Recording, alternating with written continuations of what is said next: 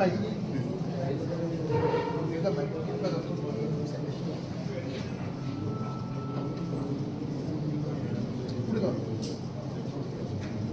evening. Can everyone hear me clearly?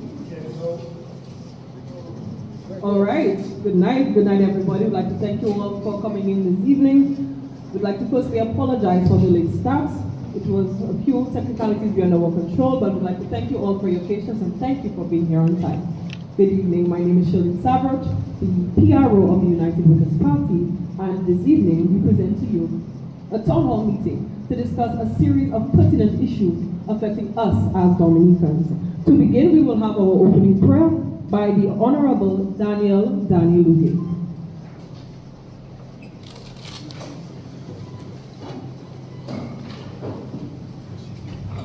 Thank you, Shirley. Shall we pray? All right. Heavenly Father, we give you thanks for the breath of life you've placed in our body. We will not be ungrateful that you woke us up this morning. We pray that even as we convene this meeting, we pray for your wisdom. We pray that you'll be among all the presenters tonight. And even as we interact, we pray for fruitful deliberation tonight.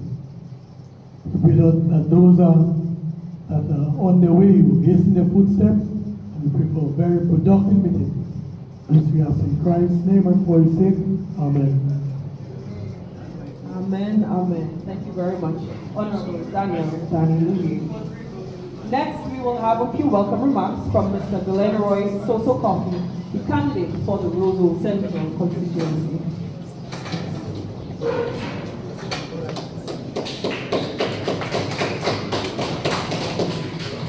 Thank you.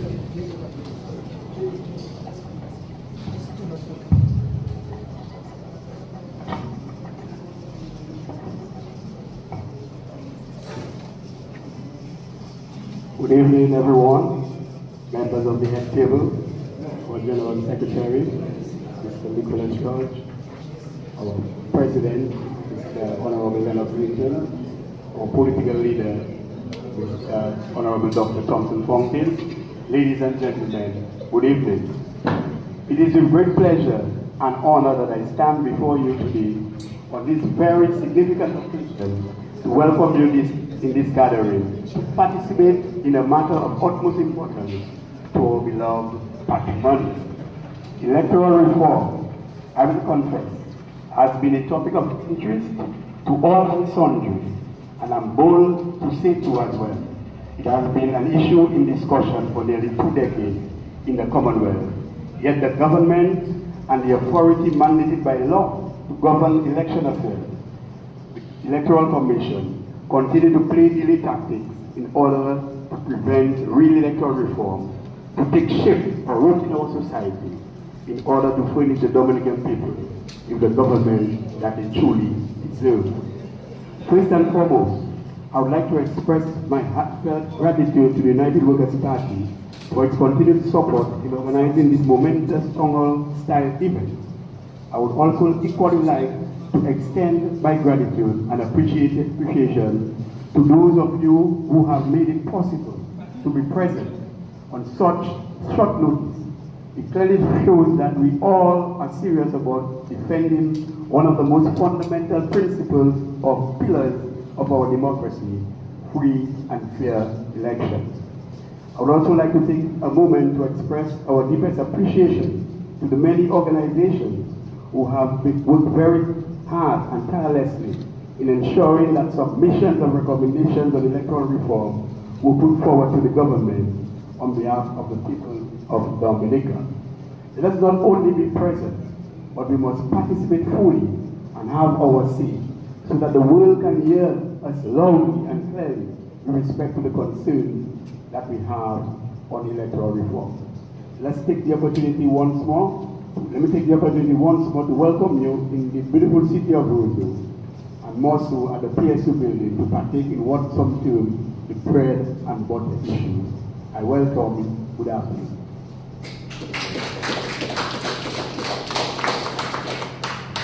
And thank you very much, Mr. Glenroy Soso Coffey, everybody. Next, we will have a quick and very brief remarks on the purpose of electoral reform by our General Secretary, Mr. Nicholas George.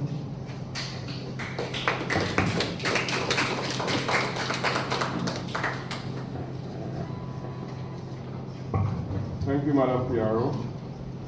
Good evening to everybody who's here. I want to acknowledge among us our political leader, Dr.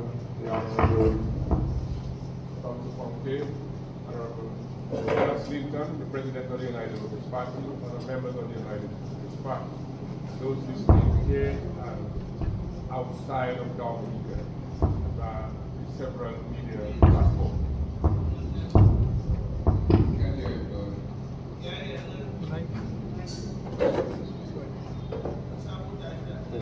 Can you hear me now? Yes. Electoral processes are fundamental to democratic governance, embodying self-governance principles and enabling citizens to influence governmental formation and direction. These processes are crucial for distributing political power according to the electoral scheme, fostering legitimacy, accountability, and political stability. I got this quote from Norris P. The paper was Why Elections Fail. To continue, the Dominica Constitution, in its preamble, sets the way the people wish Dominica to be governed. We, the people of Dominica, wish that our political leaders always govern the country in a godly way, that we be governed by leaders who are clothed in integrity and are religiously accountable in all their actions. To be able to govern Dominica, one must be elected as a parliamentary representative or be appointed a senator to serve in the island's parliament. It therefore is incumbent on our elected and appointed officials to always introduce bills to Parliament that captures the godliness and accountability mandated by we the people. To do otherwise is to introduce and pass bad laws which lead to bad, discriminative, adversarial, hateful, and corrupt governance. The current bills on electoral reform introduced in Parliament by the Honorable Roosevelt Scarrett, Prime Minister of Dominica, on Monday, 16 December 2024, are bills, if passed and assented to as presented, will be categorized as being bad law that will inevitably institutionalize and legitimize bad and corrupt governance of Dominica.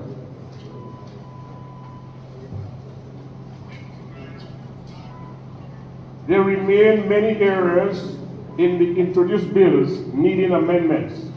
Central among these areas are voter identification cards, tenure of office of the Chief Elections Officer, reconfirmation of voters instead of total re-registration, composition of the Electoral Commission, and campaign finance.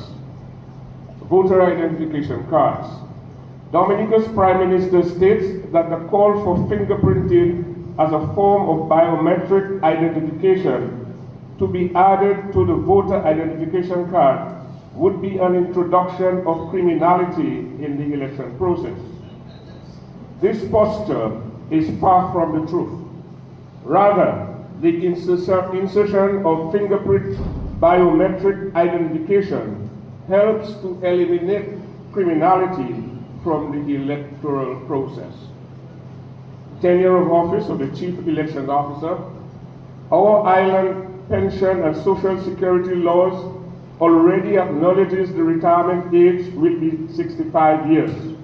Therefore, the provision to increase the tenure of office of the Chief Elections Officer from 55 years to 65 years should be the easiest amendment to be included in the bills before Parliament.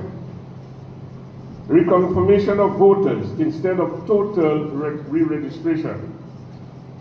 Reconfirmation of voters exercise keeps the bloated electors list of 74,000 voters in a 72,000 person population as an extremely tainted act that corrupts Dominica's elections.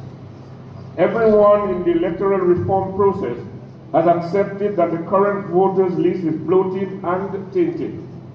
Therefore, there should be total re-registration of every voter to remedy the issue of the bloated and tainted voters list. If the bills remain as presented, then it legitimizes the bloated and tainted voters list.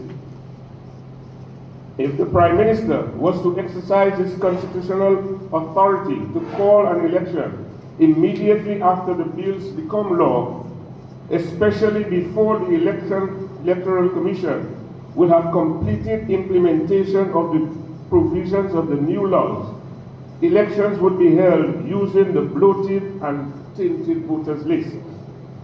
An exercise of that authority by the Prime Minister with the voters list as is would be an insult, disrespectful, and immoral act by the Prime Minister, despite his exercise of that authority being a constitutional one. Composition of the Electoral Commission. This is another simple representation that should form part of the bill as recommended by Sir Dennis Barra in his report on electoral reform for Dominica. Campaign finance. Prime Minister Roosevelt's current trivializing of the need for campaign finance legislation in Dominica is frightening and downright dangerous. Unregulated finance allows for purchased elections, which will always usher in corrupt governance at the dangerous expense of an unsuspecting citizenry. Unregulated donations made to political parties and candidates will make the party and the candidates beholden to those donors who would expect satisfied returns on their investments, thereby making the governance in the interest of these donors at the expense of the citizenry. The Prime Minister seemed to be glorifying the fact that in the recently held presidential campaign in the United States, he gloatingly reminds us that Vice President Kamala Harris raised and spent more than $1.4 billion for her campaign, in contrast to President Donald Trump's $400 million. Yet it was President Trump who rose victorious. The Prime Minister has failed to say to the Dominican citizenry from what source he got his information. Was it from the Secret Service, the FBI, the CIA? Was it confidential? Was it secret information?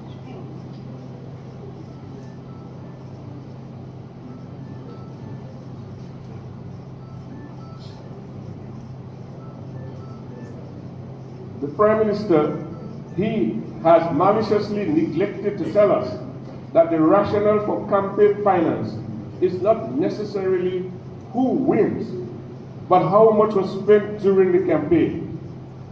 It is the public declaration of receipt of these funds and that advises the citizenry what was the source of the donated funds used to finance the election. This public declaration of funds falls under the purview of the U.S. campaign finance laws. That is how he was able to get the information, because there is a law in the United States that requires candidates to declare the source of funds. These declarations allow the citizenry to determine whether the election and the emerging government was bought by big money interests with ulterior motives to exploit governance in the country. If anything, campaign finance laws must form part of the bills currently before Dominica's Parliament, as recommended by Sir Dennis Byron, for debate, passage, and eventual assent. Elections have consequences, for they allow for the election of people who will be mandated to govern the affairs of the state in a godly fashion, ethically, and an unreproachable sense of integrity and large dosages of accountability. Thank you for your attention. God bless you, and God bless the Commonwealth of Townhall.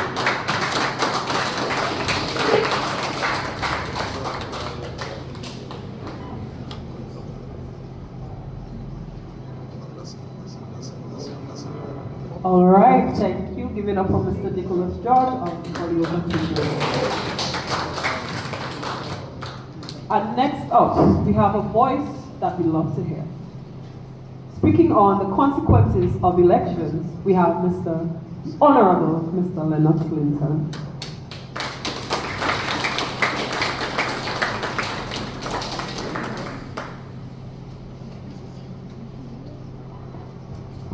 Thank you, Piero.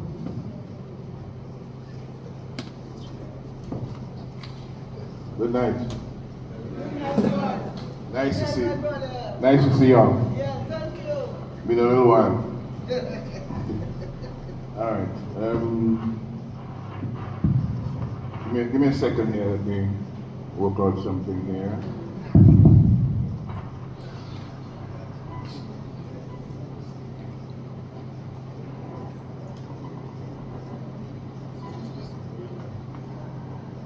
All right. Good evening, everybody. Good evening. Good to see y'all. You too. We having this town hall meeting tonight so that we could share some information about the bills that are going before the Parliament sometime this quarter, what that means for the electoral reform we've been talking about for a number of years, and where do we go from here? All right. We have an electoral system that allows the ruling party to steal elections through corrupt manipulation of the registered voters resident overseas, bribery, treating, the abuse of state resources, control of the media, and unrestricted election campaign spending. Within all of those, the Labour Party has found a strategy that it has engaged in over the last 4 to 5 election cycles to ensure that election results come back in its favor. And this electoral fraud, let's call it for what it is denying the people the right to free and fair election of government, of the people, by the people, for the people. It has severely compromised the rule of law. It has fatally undermined good, accountable, transparent government. Manipulation of the electoral process has undermined the credibility of institutions like the Electoral Commission, judiciary, and the security forces. These institutions have become tools of the ruling party. They have lost their independence, and the people have lost confidence in them as checks and balances in this democracy. The economic consequences of government by electoral fraud have been brutal. For 25 years, we have remained the smallest, slowest growing economy in the OECS with the largest cabinet of ministers. Corruption and mismanagement have increased and accountability has diminished, while self-preservation of the ruling party has been prioritized over national development. We have had 4 elections since the 2008 May Day alert to Roosevelt Skerritt from Anthony Estefan that a decision by the Electoral Commission to clean the voters list and issue ID cards for voting meant madness was going on at the commission that would destroy his re-election legacy. For 17 years, we have stood aside and looked as the corrupt manipulation of the electoral process against free and fair elections protected Skerritt's re-election legacy. And during that time, we sank deeper and deeper into the crisis of what Skerritt calls a country adrift. Adrift with misleadership and corrupt, incompetent management. In the words of his ousted second-in-command, Reginald Austrie, quote, "lasts for too long in this world and behind in too many things." Every year of government by electoral fraud has brought greater hardship and misery to the people of Dominica. The leader of government by electoral fraud boasted that Dominica spends hundreds of millions of dollars every year to employ foreigners in construction and other areas while Dominicans stand aside and look. Unemployment increased and working poor people were burdened with higher prices for food, for clothing, for shelter, for water, for lights, and phone communication. Government by electoral fraud imposed a garbage tax that takes over $10 million a year from the people of this country and is unable to make proper arrangements for garbage collection and disposal. The growth engines of the economy, agriculture, tourism, manufacturing services, either declined or remained at a standstill, going nowhere fast through the underperformance of these economic engines under the incompetence of government by electoral fraud. We have been denied thousands of good-paying jobs and national income contributions of hundreds of millions of dollars. Healthcare standards declined dramatically under the pressures of inadequate medical supplies and dysfunctional hospital management systems. Government by electoral fraud says, "I see you to die. Bye-bye. I see you to die. Goodbye." Government by electoral fraud turned its back on hosting games in the ICC T20 Cricket World Cup and could not have cared less that St. Lucia came right here in Dominica to NBD to borrow Dominica's money to meet its host responsibilities for the same ICC Cricket World Cup. Government by electoral fraud has been a serial killer of the hopes and dreams of young people in this country. Yet ministers of government by electoral fraud receive hefty salary increases of between $2,300 and $4,000 per month, while thousands of public servants receive not 1 red cent more on their meager wages and salaries. Under government by electoral fraud, we lost visa-free access to Britain because certain Dominica CBI agents insisted on selling Dominican citizenship to crooks and criminals at bargain prices and without proper due diligence.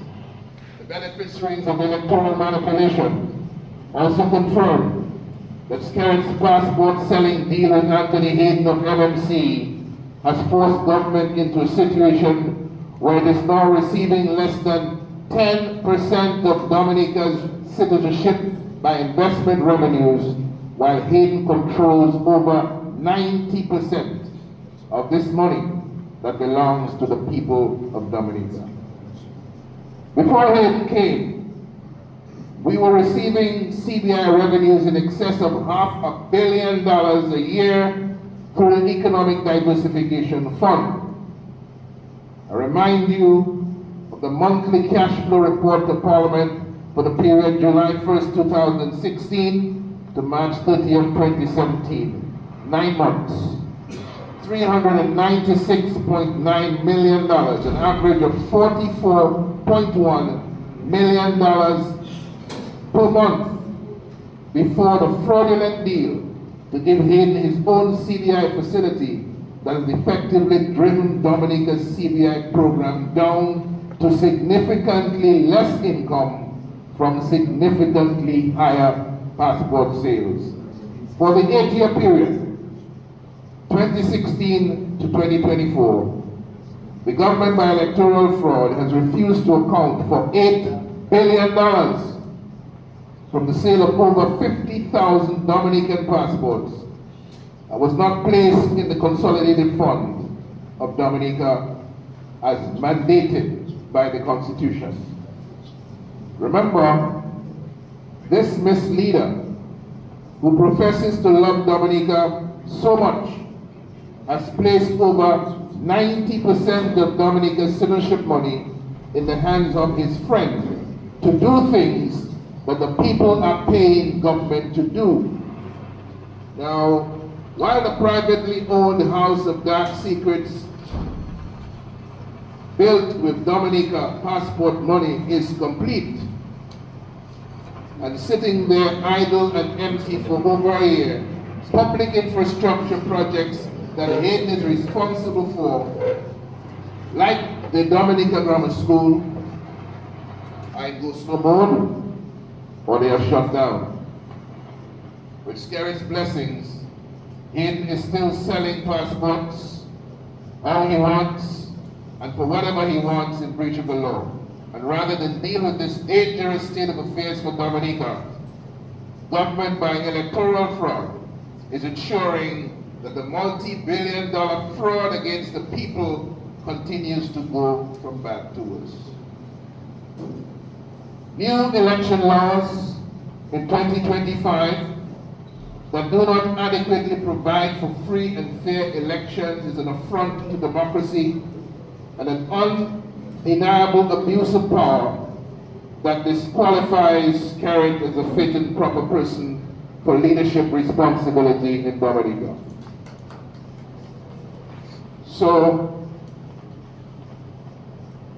let's get real tonight. This is crunch time. It has been crunch time for a while, but it has to be crunch time for more than the number of you who are here tonight. It has to be crunch time for all of us in Dominica, serious business. This is a time to confront a tyrannical misleader who believes Dominica is his personal domain in which he can manipulate elections and blatantly violate the will of the people to perpetuate his dictatorial rule. And for all of you here tonight, and for all of your brothers and sisters across Dominica, this is a time to decide where do the people of Dominica stand.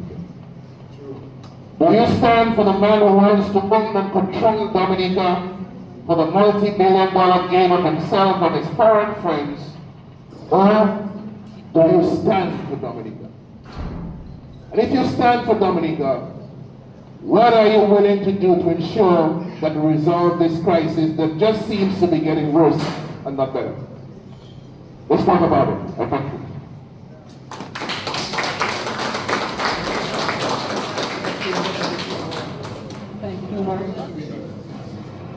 Thank you very much, the Honorable Mr. Lennox Linton. Now, just before we proceed, we are going to take a very short pause to just announce that UWP is currently having a carnival ticket raffle. Currently, we have one of the members of the UWP present with us. Miss Francis, are you here? Okay, she seems to have stepped out, but currently we are having a raffle. The prizes are tickets to the Carnival Gopher, tickets to the Carnival Gopher. We also have tickets to the Calypso Finals, as well as tickets to Sunrise for only $5 a chance. feel free to reach out to me as the PRO or any one of you members or Ms. Francis when she returns to purchase your tickets. As we proceed, our next speaker will be speaking on the UWP's position on electoral reform. And to do so, we have the Honorable Dr. Thompson Fonty, the political leader, to speak to us.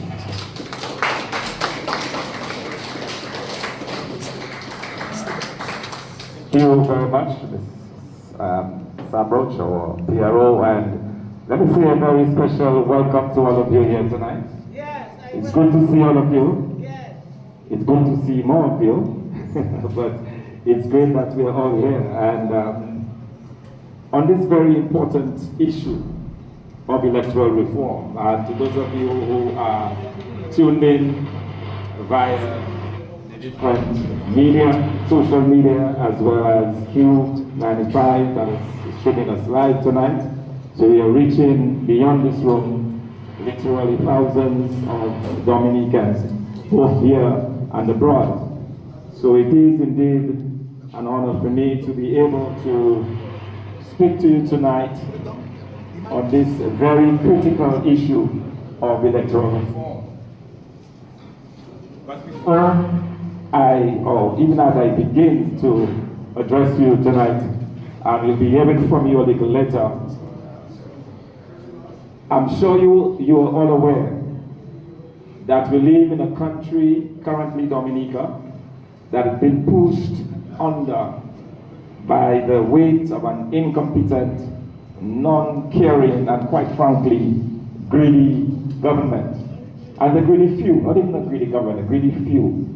There are a few individuals who have found a way in this country to become extremely rich, filthy rich, at the extent or at the exclusion of the majority of Dominicans.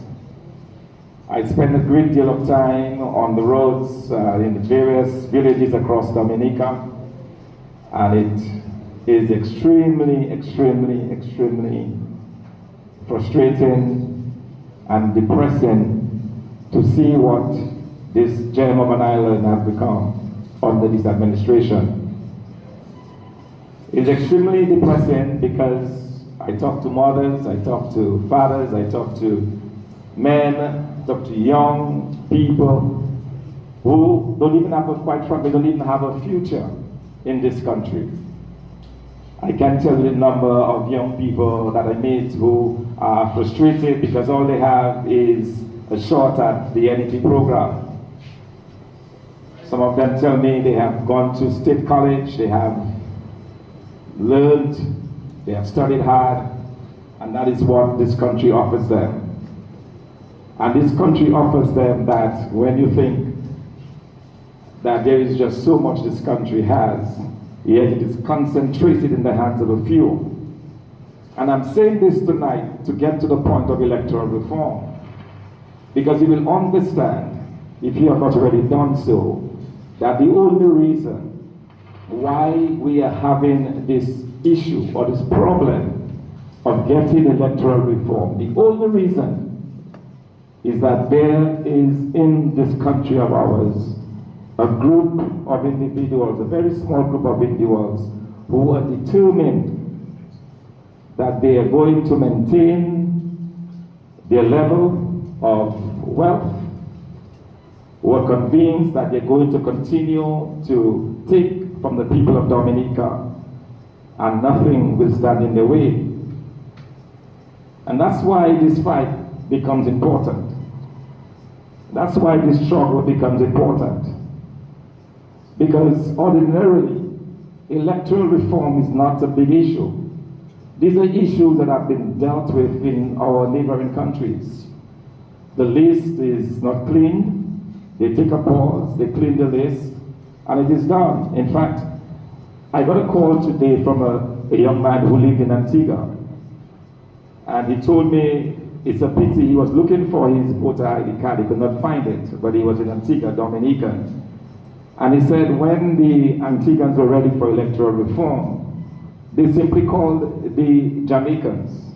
The Jamaicans came, did a few seminars with the Electoral Office, and then electoral reforms were done. The new list was done, new registration took place. In a few months, everybody is happy, and the country moves on. Yet here in Dominica, they have been screaming and shouting and kicking and fighting over something that really should be simple and straightforward. And we have to ask ourselves, why is it that this Prime Minister, and I say this Prime Minister because he has disregarded the advice of the experts, he has disregarded the recommendations of the Electoral Office, and we have to ask ourselves, why? Just take a little time and think of this question. Why is this Prime Minister so intent on not allowing electoral reform? Or why is he so intent on having his own version of electoral reform? What we currently have on offer before us, the legislation that we have seen, it is very clear, with only one intention, and that is to maintain the cheating legacy of this government. So I want to ask you a question, Dominicans. Are we going to accept this? Are we going to sit idly by and see the future of our children being wasted away? When I close my eyes at night, I see and I play in my mind the conversations that I've had throughout the day with the young people of this country, with the farmers, the housewives, the unemployed, the frustrated. And I worry about it. I worry because I'm thinking this does not have to be this way. Dominica does not have to be where it is today in terms of the high level of unemployment, in terms of the complete disregard of the agriculture system, in terms of the high port charges, high taxes on the Dominican public, water bills going up, electricity going up, public servant salaries stuck in reverse for over 15 years, prices going up, dreams destroyed, futures shattered, all because of a few individuals who want to maintain their level of wealth. So they build one mansion, that's not enough. They build a second mansion, and as they go on be, and it's big belly season, they're getting bigger and the belly is growing, the average Dominican is getting pressed into the ground. And that is why we are fighting for electoral reform. You see, because in the absence of electoral reform, this is going to continue. In the absence of electoral reform, this is going to continue. And sometimes we talk about electoral reform, and somebody say, but you guys, there are so many things to talk about. Why do you keep on this electoral reform? Well, here is the reason why we keep on this electoral reform. Because this government, in election time, they will not campaign. They will not go and even promise anything to the Dominican public, because they know what their formula is. The formula is, you look at the voters list, the bloated voters list, you realize that 70% of the people in, let's say, Grand Fond are out of the constituency, yet their name remains on the voters list. You realize that the workers is doing reasonably well in this community, so you need probably another 25 people from those 70% outside to win. So you go outside, you charter planes, you bring them in, they vote, and then they leave the next day. So you have nothing to promise the people. No promises made, so no promises kept. No promises made, agriculture continues to decline, so it doesn't matter how poor people get. It does not matter how desperate the country gets. It does not matter how incompetent and completely out of it this government is. They simply will not do anything to address the problems, because they know that in the absence of electoral reform, they can continue forever. And I don't know if you guys are getting this, you know. I don't know if the Dominican public understand what is happening to them. I don't know. Sometimes I think about it and I wonder if we really understand what is at play here. Why, for example, would you talk about electoral reform of a voters list that is 74,380,000 persons when you have a population of just about 70,000? Why is it so difficult to take that voters list, throw it in the sea and say, you're done for, we're not even looking at you? Why it is that in the proposed legislation, the government is saying we will start with this old voters list, we will start with it, and you will come and reconfirm that you are who is on this list. But bear in mind, on this list, Jason Brown was already voting for Jack Henry in Bells. All right? So now Jason Brown represents himself as Jack Henry. And Jason Brown gets a voter ID card in the name of Jack Henry. Right? Because Jason Brown, his only role is to ensure that his government stays there, and in return he walks away with his $500. But who sells out their country for $500, by the way? I mean, who sells out their country? And sometimes I get the impression that Dominicans don't understand, or sometimes in the diaspora we're not understanding what is going on. So people accuse us of saying, well, we don't want the diasporans to vote. I don't even think the diasporans want to vote. You see, we had an election in 2022. How many diasporans came to vote?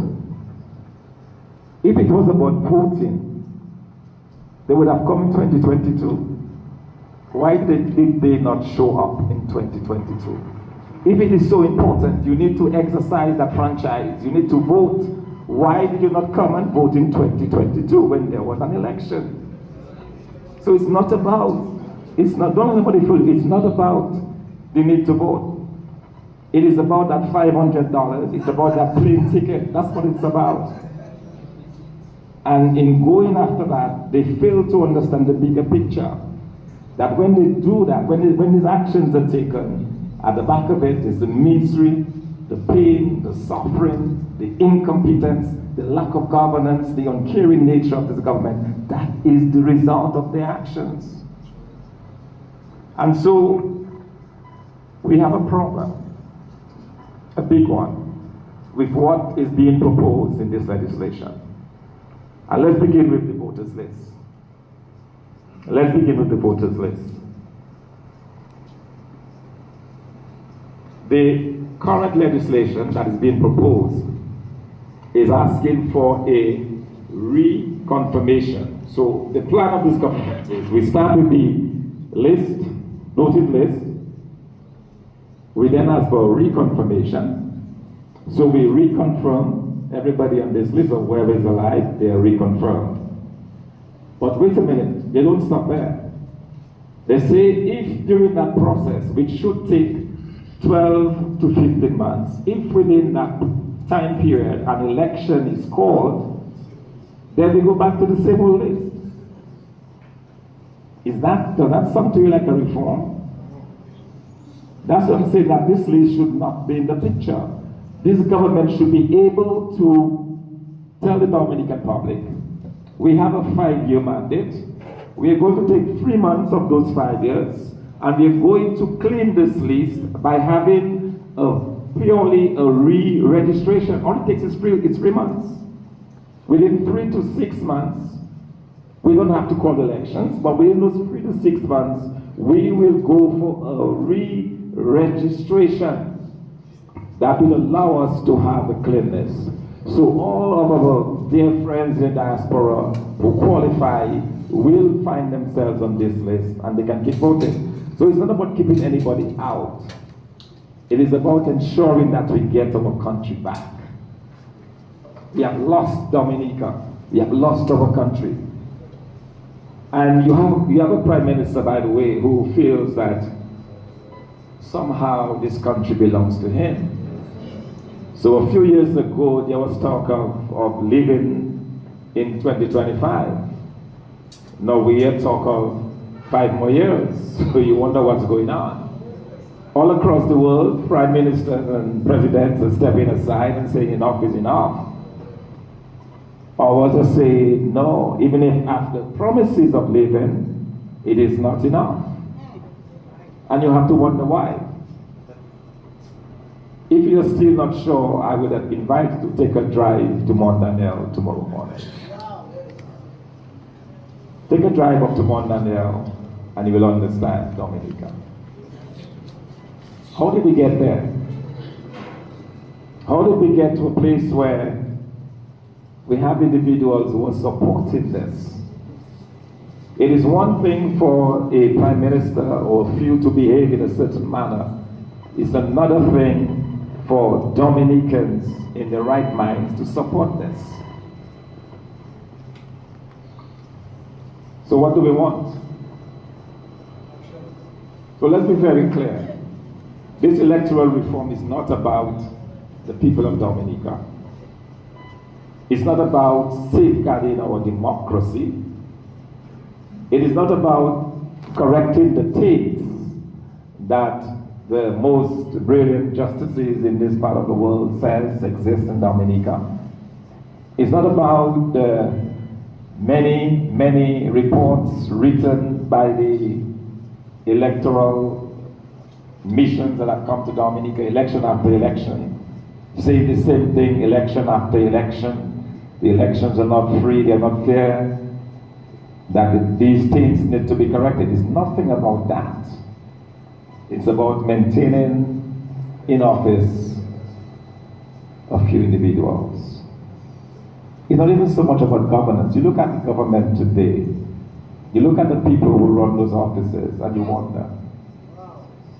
Persons without experience, persons who don't know whether they are going up or coming down. And I'm not saying that to put anybody down, but I'm saying that if you're going to have a government, you need to have people in place who understand what they are doing. You need to have people in place who understand what the policy means.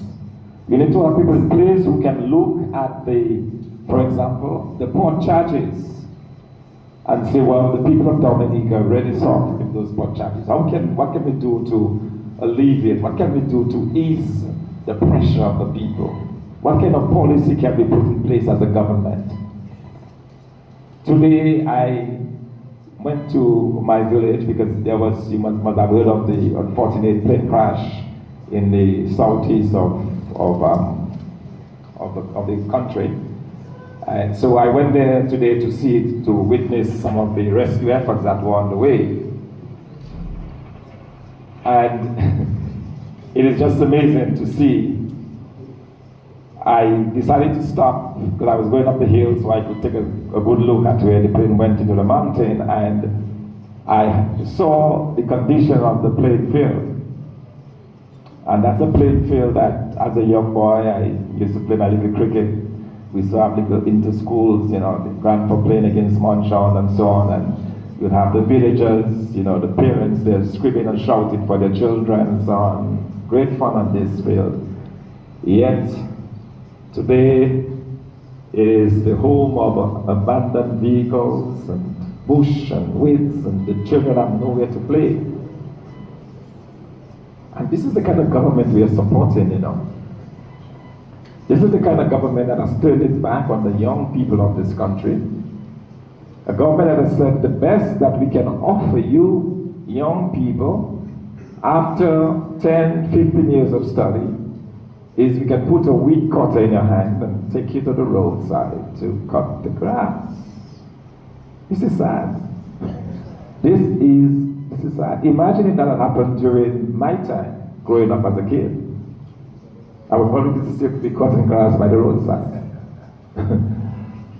We have to get serious in Dominica.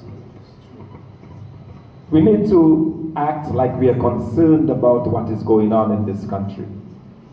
We need to act like we care about this country. We need to be singing together, Pa quitte yo point Dominique hot no.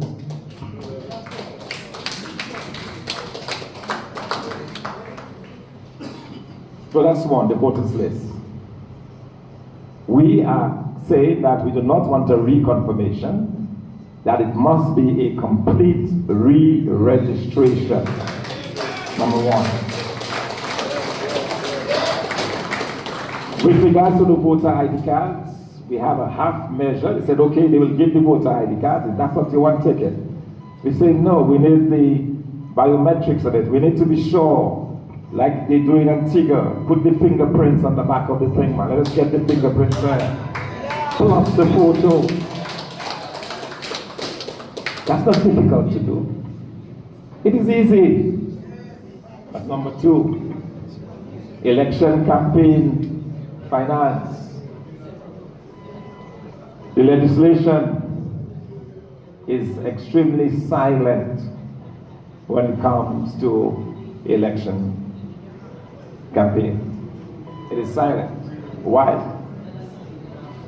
Because the government knows that they've already set aside X million. We saw the bill in 2009 election that was linked. $9.4 million to bring in chartered planes to Dominica. It was 9.4 in 2009. It's probably about 15, 20 million right now to bring those same plane loads in. Well, you have to bring twice as many plane loads because on the ground the support is eroding like quickly. You know, and if you've been on the ground later, you'll understand that the support is eroding. So now the calculations is a bit more complicated, I suspect.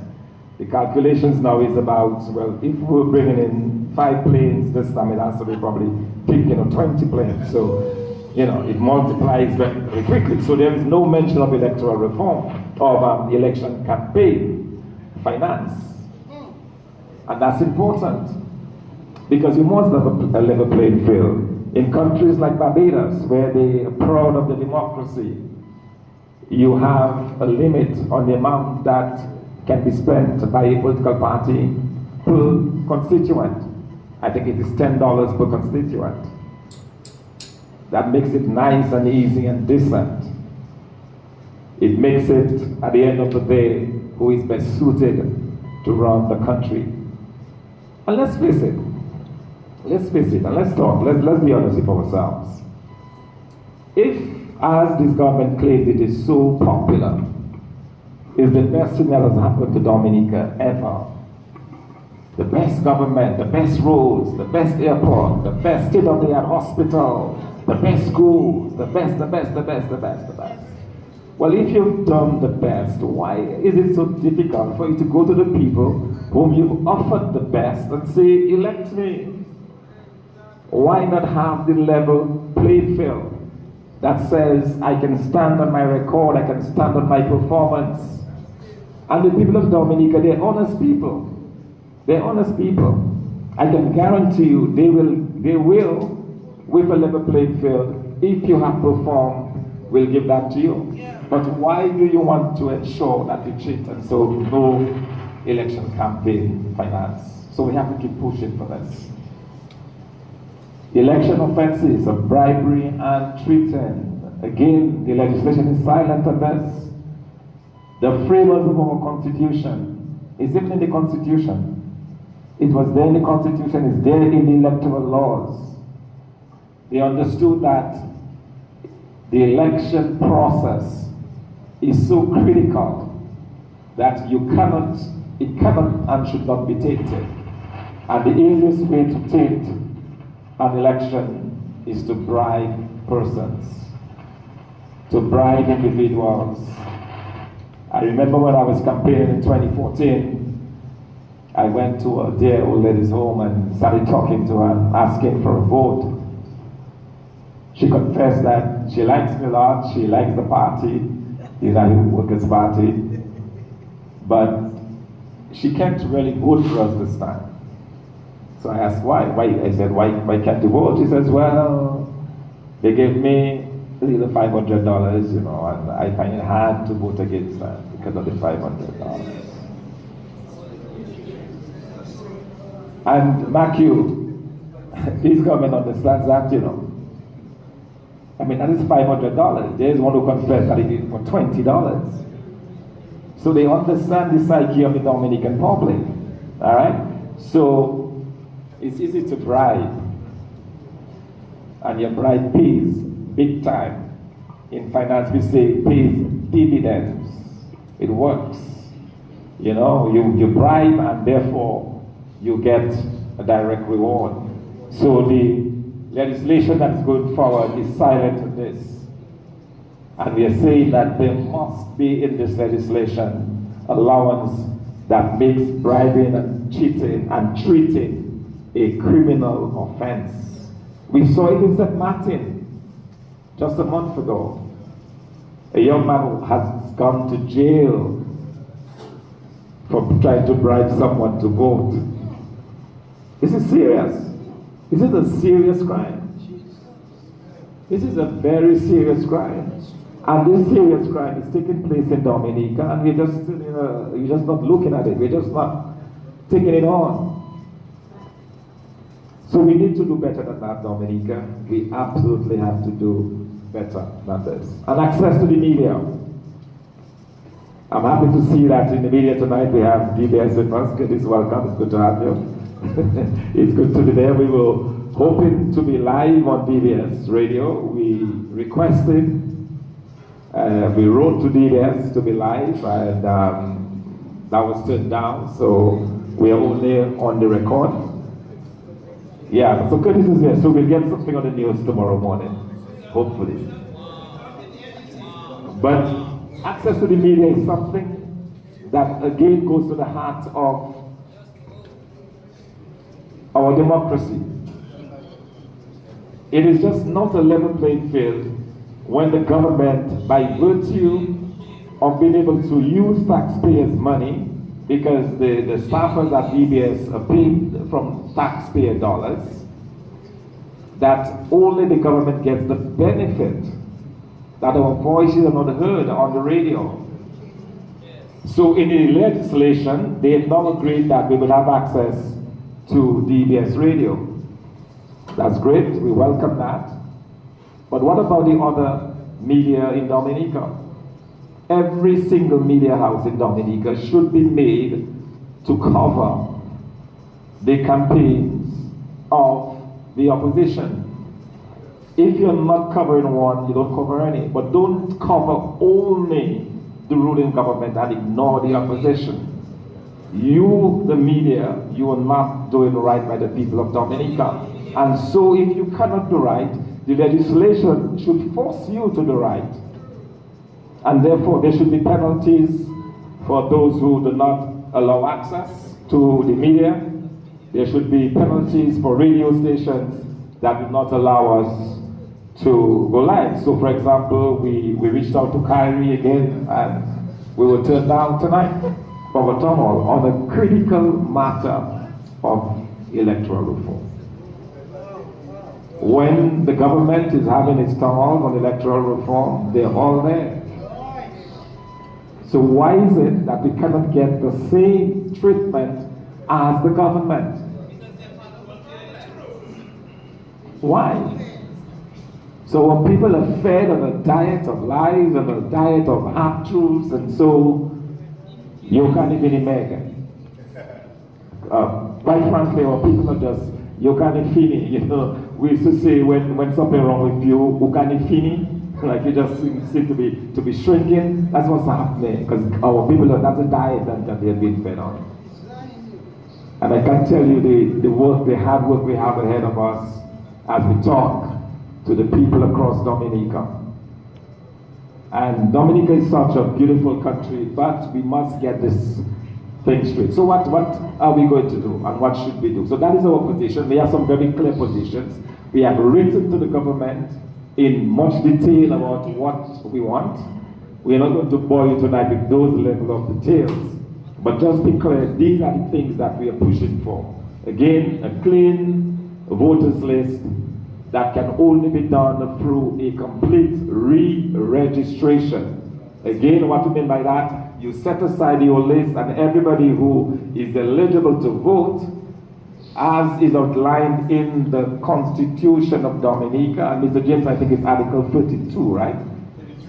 33.2, Article 33.2 of the Constitution is enshrined that those who are allowed to vote. So it's not about where you live, it's about the conditions Commonwealth citizen over the age of 18 and that you are residing or you are domiciled in Dominica.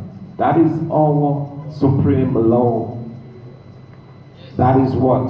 So if you satisfy those preconditions, nothing to fear. You can be re-registered according to the laws of Dominica. That is how you were registered in the first place in any ways.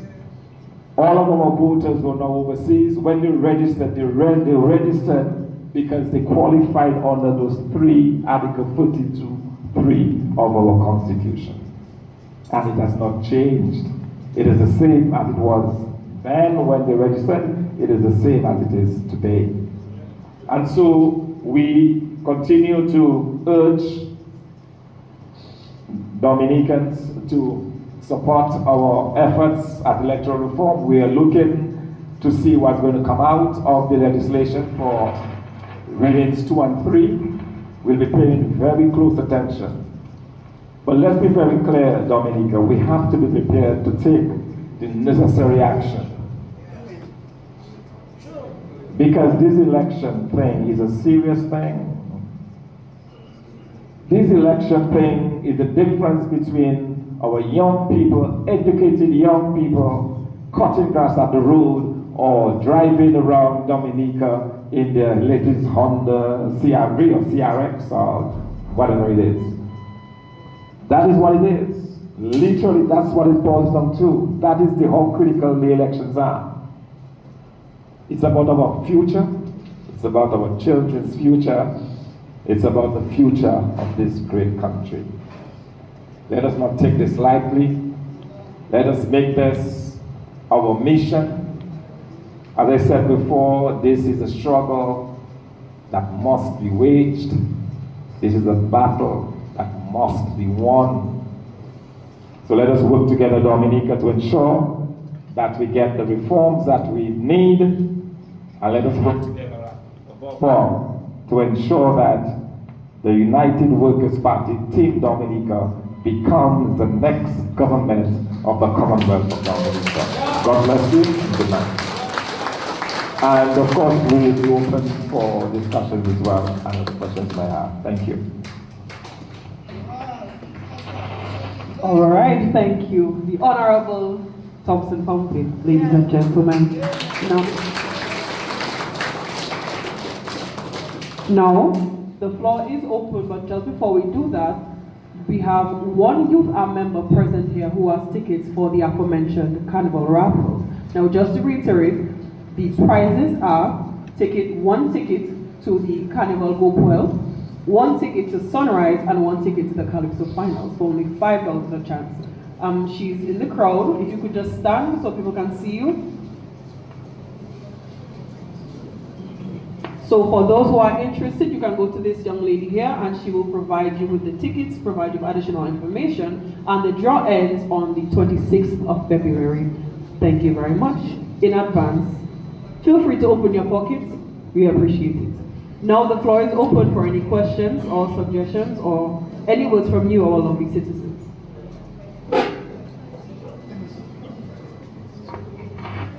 Yes, good evening to each and every one. Now when I see so many people out here, it shows me that a lot of people is very interested in the well-being in Dominica. Now, I got a little piece of Honorable Mr. Limper, just a little piece of him. So I was a little bit under England. I get a piece of Mr. Roland Patrick John, the late Mr. Roland Patrick John. But I get a whole piece from Mr. Honorable Edison James when he became Prime Minister. I also witnessed the Freedom Party. So I know what it is to have good governance. I know what is good governance. So that is why tonight I can tell you how important it is for us to get electoral reform. Because that is the only way we can get back good governance. By if we can a free and if we get fair election in our country, and then we can choose whichever government we want to lead us, that is how we are going to be free in our country. So, right now, I can tell you straightforward that the United Workers' Party have a lot of good plans. And the plans they have is to govern Dominica the right way, where every Dominican will profit. It's not where some going to get and some not going to get. It's not where our young people going to go and study, and when they come back they don't have a job. It's going to have job opportunity for our young people. Our young people are going to be trained and properly trained so that they can get good jobs in the country. There, no foreign contractors will not come and profit better than our own contractors in Dominica. Our cost fees will not be so high that we cannot afford to go and order anything, and we cannot afford to take it up in our port. For those of you who have vehicles for how many years and cannot license it, because if in order for you to license it, you have to pay all the years that it's in. When the United Workers' Party take in government, we're going to put them aside and make you start playing fresh. We're going to put that on, and you're going to start paying fresh, brand new. So if you're making another income for 20 years, it's going to be income now. So you're going to be good on the road. The United Workers' Party going to fix our highway. You see the road they spoil our road from under Mondaniel to reach to Goodwill. That road spoiled. They're supposed to be a 4-lane road, and for some reason they make it a one-way road, like a horse track. They put a big wall in the center of the road with light in the center of the road. Then the sidewalk itself is bigger than the road. We're going to fix that. We're going to show you what is real road. So my people, that is the reason we have to help the United Workers' Party to get get electoral reform, clean our voters list, and let it put back the United Workers' Party back in power, so things can be going on in Dominica. I will today. Thank you very much.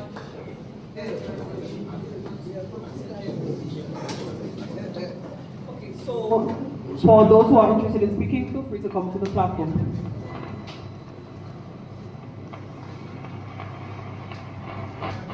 Thank you very much, Madam PRO, head table. I recognize you, and thanks for allowing me to speak. Good evening. You know, I've been hearing talk that we are talking too much in Dominica, and that prompts in this matter, and that prompts me to remind ourselves of what I heard from a great man many years ago. Draw is better than war. And for me to say that in human endeavor, any human endeavor, there's thoughts, there's word, and there's deed. So you think about something, and depending on what action has to be taken, you talk, you communicate, and then you act. So I'm glad that there has been this question, this matter of talking. We've been talking for a long time. And don't fool yourselves. The talk is not falling on deaf ears. We have been told on many occasions by Mr. Skerritt, who is the be-all and end-all of the government. No more fooling ourselves about 21 or 19 members of parliament. There's only one. There's only one, and it's Mr. Skerritt. Only one. So when I say government, I say Skerritt. When I say Skerritt, I say that's what it is. So he has been saying, if you've heard from time to time, I done with that. No consultation. No more. I finished with that. We hear that. After Wednesday night, I think it was here, with all the bravado, and all the noise and the talk, you know what he did? No. He formed what he calls a parliamentary committee comprising 12 members of government, 6 opposition members, the Speaker, the Clerk of the House, and the Cabinet Secretary. He formed a parliamentary committee. That's good. But it's the talk. Nobody fought. But it's the talk caused him to do that. So don't believe that the talk is not having effect. There is a time when the talk must stop.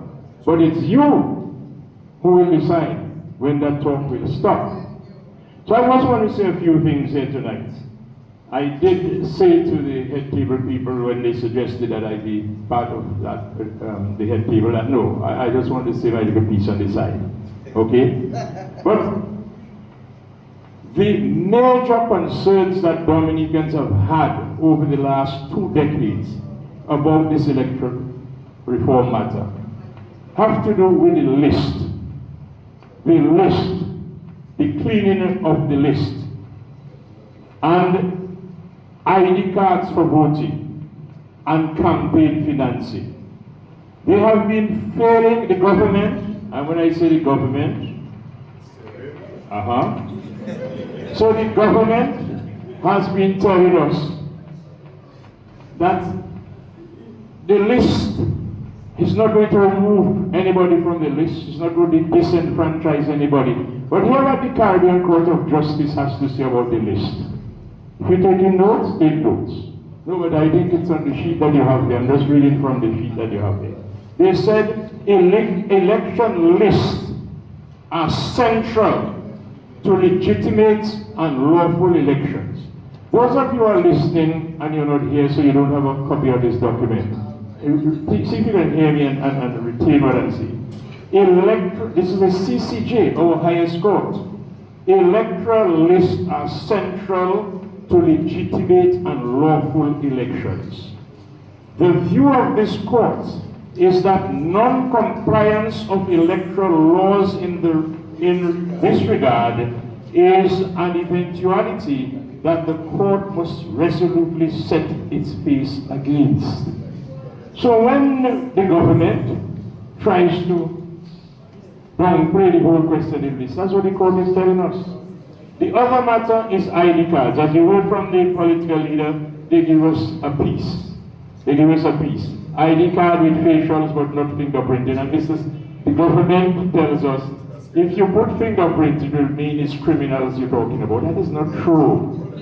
And the government is saying a number of things that are not true.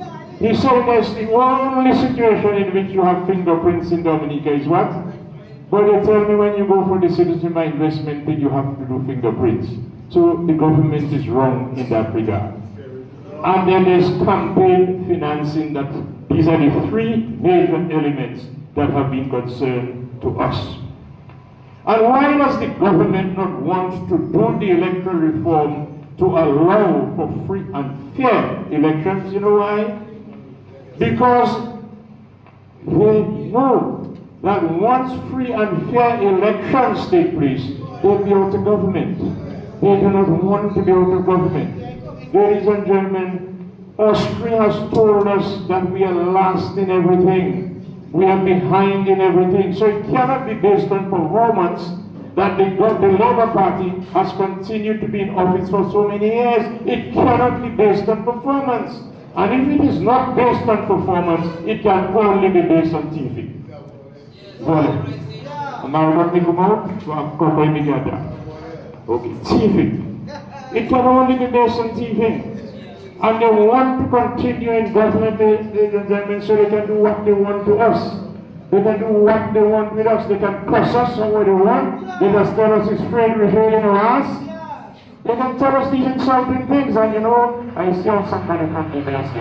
I understand that the radio station, they are telling people when the calypso of the calypsonian is being played, and the voice of the secretary goes for the phrase about the free in the ass, you must not say that. But that is what the government wants to do, to abuse us, to curse us, don't perform, so they can stop in airports, Because remember, the United Workers' Party was advanced in the process of constructing an airport in this country. $16 million have been paid, land secured, all the perfect documents done. They stopped the airport.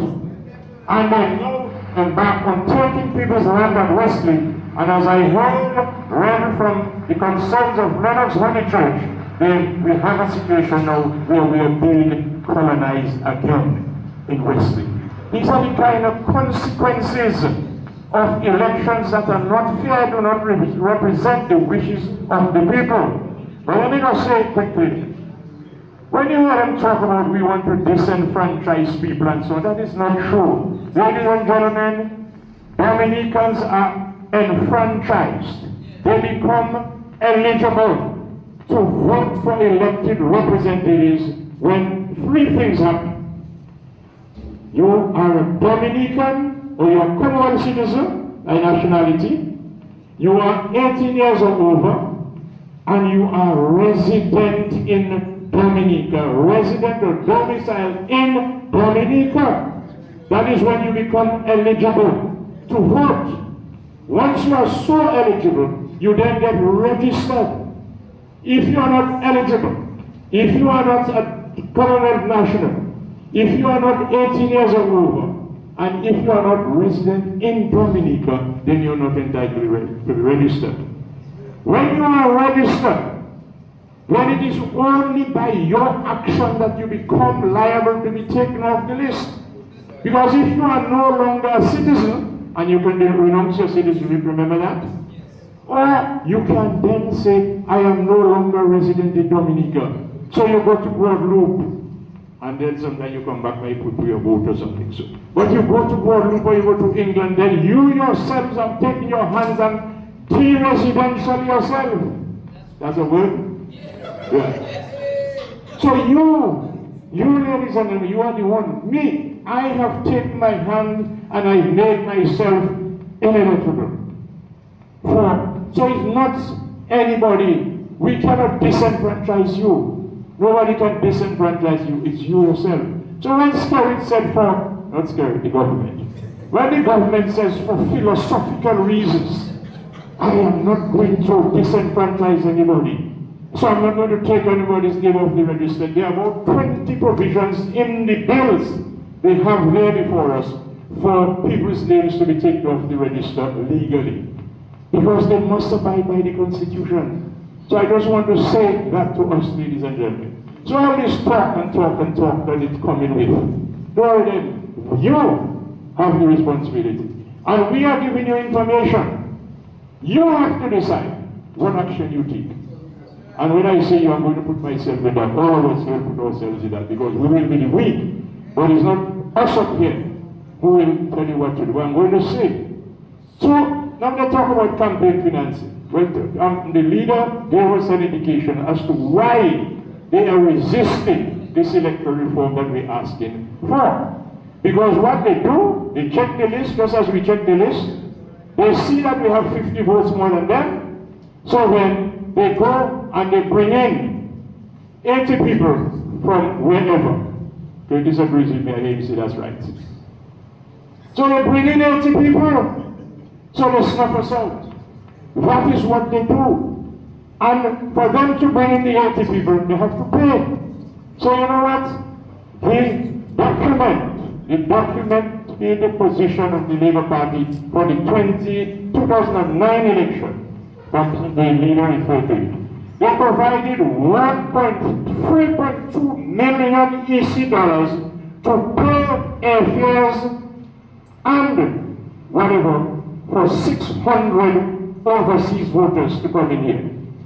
The total amount they budgeted for that 2009 elections was $23 million. So they have to get the money. Where do they get the money, ladies and gentlemen? From us. Our passport. Our passport. Because there's an arrangement with one of the people who gives them the money, from whom they get the money. That person pays within money. He have a bath in our money anytime he wants. He has a bath. Pay within our money. Okay? No, that is where they get the money from. That is why they do not want campaign finance legislation, because the campaign finance legislation will restrict them in terms of the amount of money they can spend, and they have to declare where they get the money from. That is why they don't want it. Okay? So I'm saying, ladies and gentlemen, let us be very vigilant. Don't mind the talk, let us talk still. The action I would suggest, and the government says that why they're not introducing campaign financing, although Mr. Byron recommended it, is because he had a meeting with CARICOM leaders. He discussed it with CARICOM leaders, and they said this is the most difficult thing, and so on the basis of that discussion with CARICOM leaders, they're not going to pursue campaign financing. Well, I want the media to pick up from us tonight that we are very disappointed that our CARICOM leaders, who themselves have campaign finance regulations and laws, are conniving with Mr. Skerrit to deny us such an important facility towards our free and fair elections. But at the same time, those same people will send policemen and soldiers down here with guns on the eve of our elections, perhaps to damage us. I want the media to pick that up, and you can ask the political leader. I'm a small fry, so I don't have to say this, but the political leader will be happy to tell you, to tell the region how disappointed we are. Whether it's Barbados, whether it's Jamaica, whether it's St. Vincent, whether it's Antigua, whether it's Ghana, tell them how disappointed Dominicans are that they should connive with Roosevelt Skerrit to deny us such an important aspect of our electoral process, while they themselves are enjoying that facility wherever they are. The media cannot just sit down and passively come here and talk and go talk and whatever. That is a rule they have to play. So ladies and gentlemen, I don't think I can stay too much longer. Just to tell you that it is now in our hands. The media, the private sector, the unions, the political parties, all of us start to think about what we do. You cannot leave it for Thomas and Edison. All of us before the court. All of us before the court, because we have been doing our bit to try and inform you, educate you. So you now must come forward and deal with it. We've been talking, we took some action, they have us in court. That doesn't frighten us. Does it frighten you? No, you don't frighten us. You don't frighten us. As for going clink, clank, clank, I tell you already, when I was in the jail. Clink, clank, clank, as how would have put me inside. Okay? So don't worry about that, you'll come out. Okay? But let us dedicate ourselves to taking action. We have asked for a meeting, the United Women's Party. I've asked for a meeting with Mr. Skerrit and his technical people to sit down and go through line by line the provisions of the bills before us. I think I know it by heart now. I know some people know it by heart. Let us sit down, go through line by line and make the necessary changes so that when we come out from there, we come out with a bill or bills that are acceptable to all of us. Thank you very much.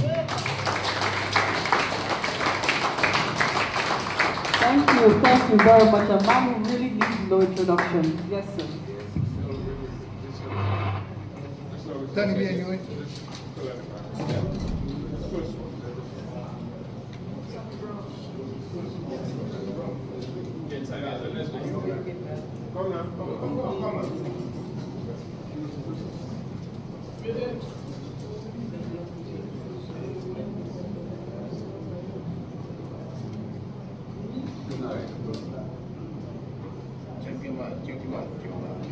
Talk.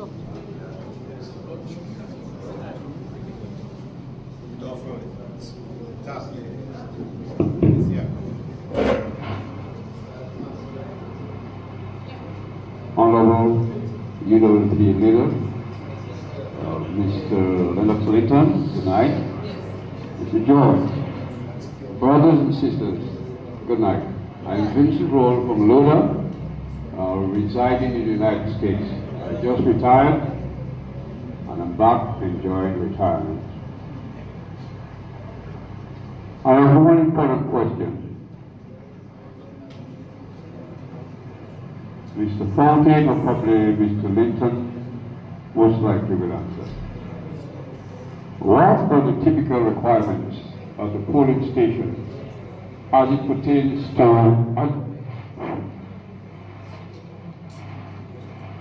what are the typical requirements of the polling station as it pertains to voter list and personal ID?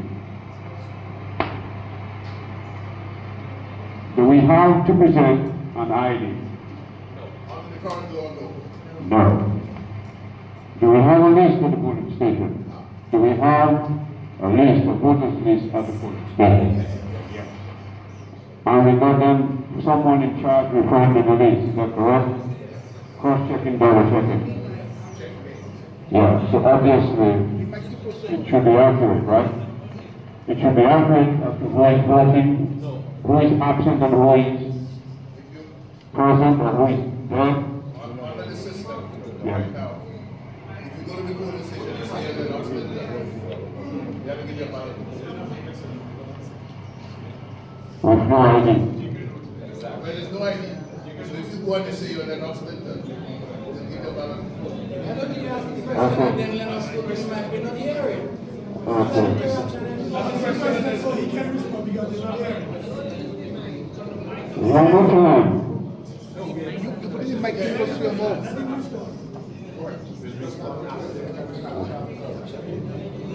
Okay. No, it appears to me that no ID is required at the polling station. As we have in the United States, I've lived there for 79 years, you've got to present an ID, you refer to the list, they check you in and you vote. No, we don't have that. Is that correct? Thank you very much. Last question.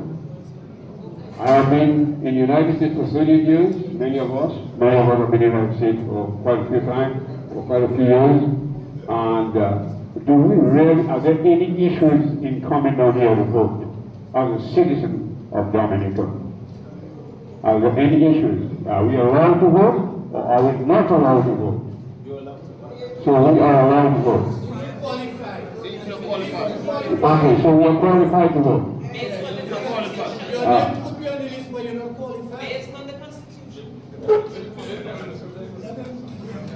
So I just want to be clear, and I'm certainly sure many of us have those questions, and we're not sure about it.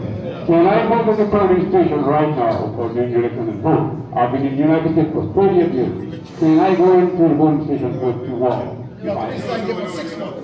There we go. So we will think we need to know.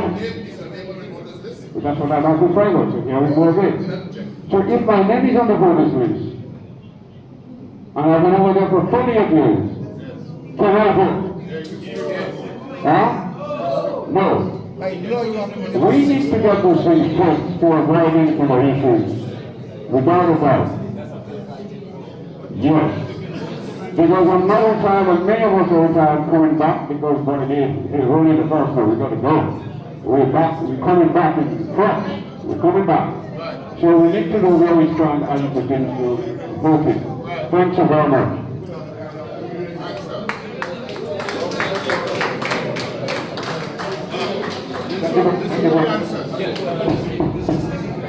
Thank you very much, Mr. Howard. Thank you. To the questions that you asked, number one,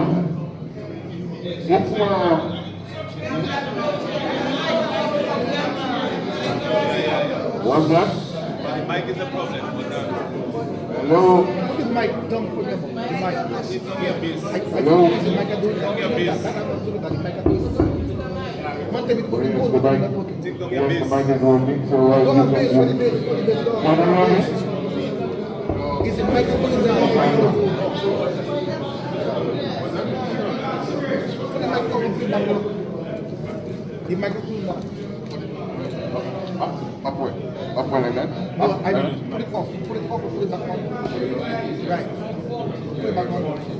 Yes. Is that better? No, it's not. Then I might go against me. Try. No, that is not our mic. That is not our mic. No. Voice. Where? Yes. It's no, that's not. We can hear you.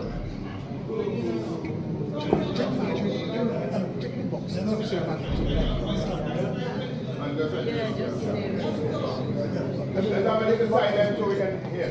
Yeah, coming to Mr. Rose's question about him being overseas for 38 years. Mr. Rose has been overseas for 38 years. And he's been absent from government for 38 years. Under the current legislation, Mr. Rose should not be able to vote.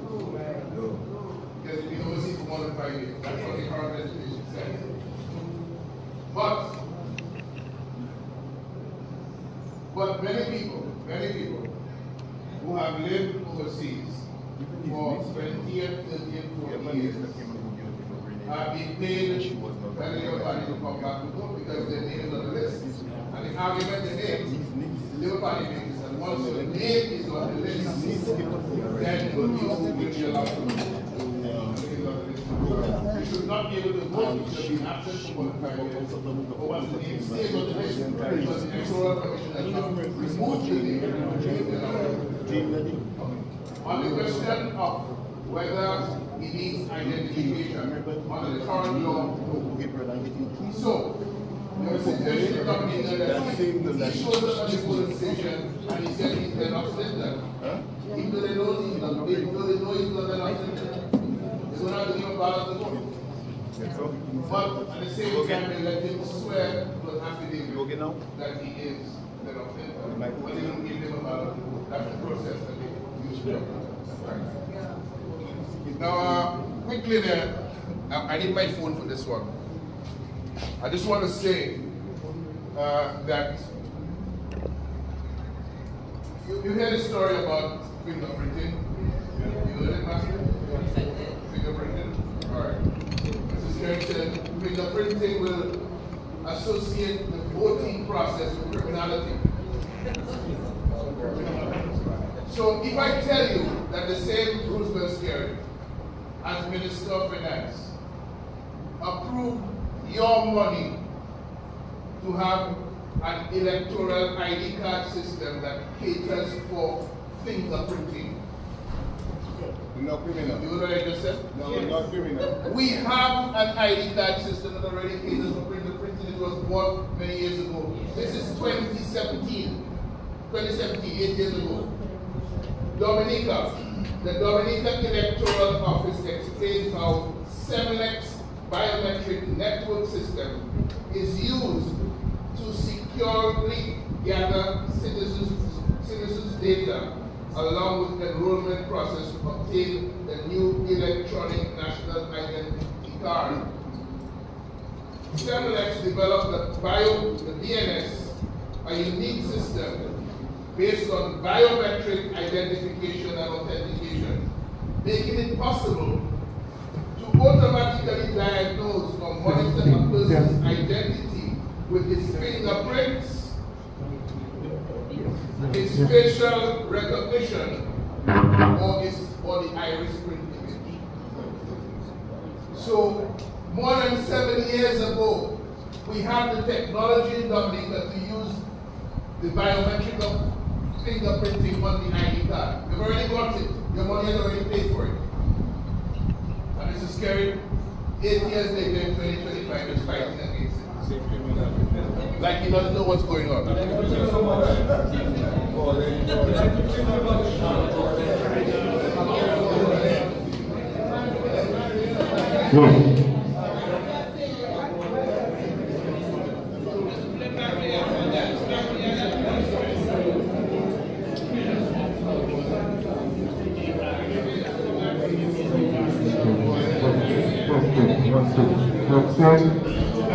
Alright. Good evening to all the persons inside here. I'm happy to see the crowd. I'm very excited to know that the movement has the energy. Good evening, and it's good that you guys are keeping the candy burning. I'm here tonight. I'm here tonight to listen, but at the same time, I cannot be among my people and don't put in a word of sympathy to what we are experiencing. Because if I don't speak, then I think I'll be holding back the aid to assist someone else that cannot speak. Because I've been hearing about the criticism about talking and talking and talking. But if we don't talk, everything will go to bed. And we have to keep talking. Because based on what we are saying is what will energize the people to put in what we need. We need militancy. Militancy in the sense that our people need to be active. It doesn't mean that we have to fight. Like Mr. Edison James Johnson. We have to stand because it's for our rights. We must not allow people to take our rights away from us. Because we have people in the past, our ancestors, that fought and some died in order that we could talk tonight. So we must talk. But we must not just only talk. We must talk and we must act. Because I came from Gordon. And as you all know, that I had a condition when I was assisted. And every time I think back of my country, it hurts me. But the people in Gordon, they come to my rescue. And they also is hurt about what is happening in our country. The people in Guadeloupe, their arms are wide open, ready to assist the Dominican people. But the one-man government will not allow the free communication, the free administration that would allow Dominica, Guadeloupe, and Martinique to work as one. I will tell you why. Because I stayed over there for 11 months.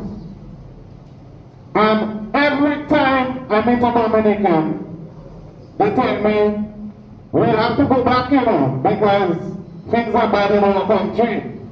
But Guadeloupe is nice, so we stay in as a Dominican. A French person will tell me that we know in your country things are very bad. But that is not how it used to be. So they go back to the past. The work that our ancestors did, they planted crops.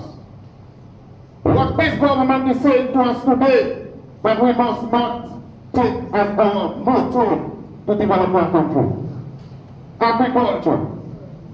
The people crying that Dominica used to support Guadeloupe with agriculture. But now they feel sorry for us. Because Dominica don't even have agriculture to supply Guadeloupe with what we used to give them.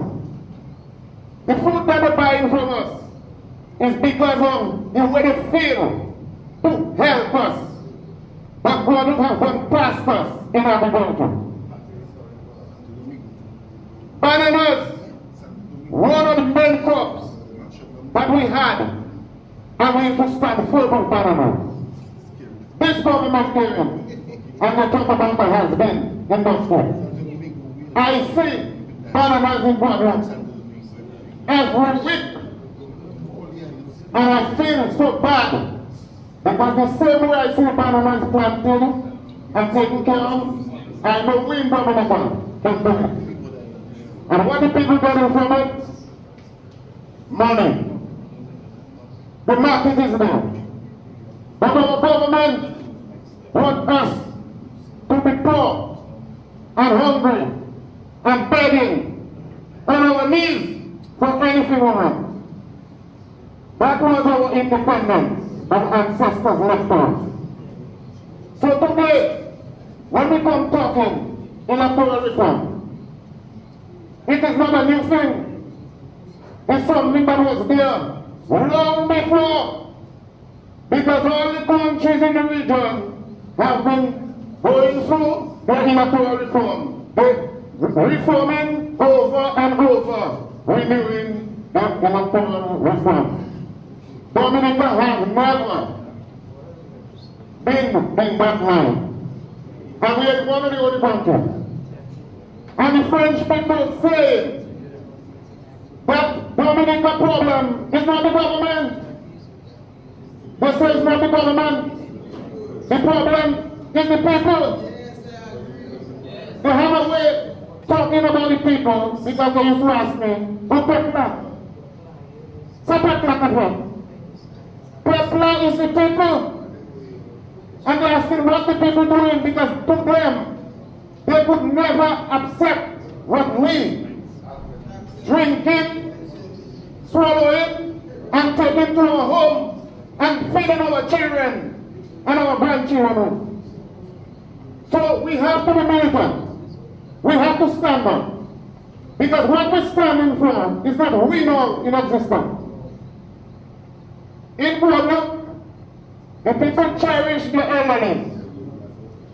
The elders, there's not one function that you could go to and don't see the elders around the table and little children. There's always little children following because they have a culture that they want to maintain.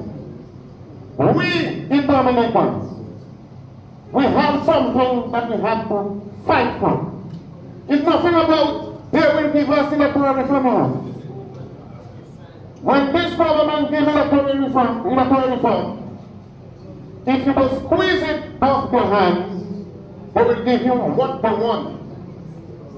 And what they want is electoral reform, that they can continue to do what they're doing to us on the side. So our people, we need to understand that it is our duty now, with the energy we have, to maintain.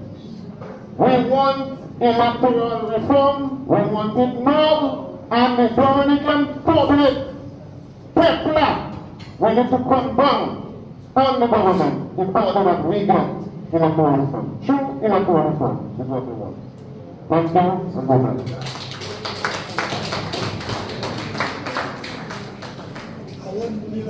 Mr. Walsh. What I'd like to recommend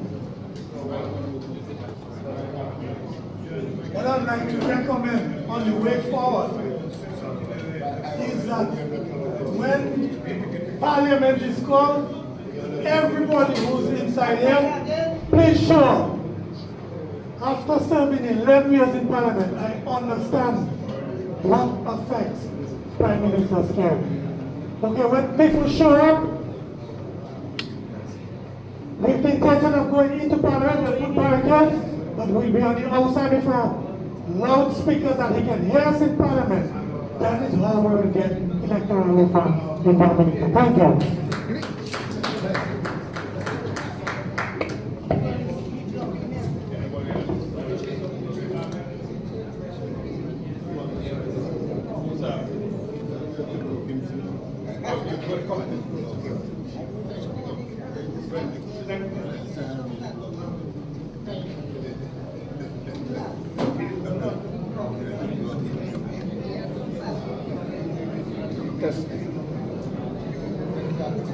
Test. 1, 2. Test. 1, 2.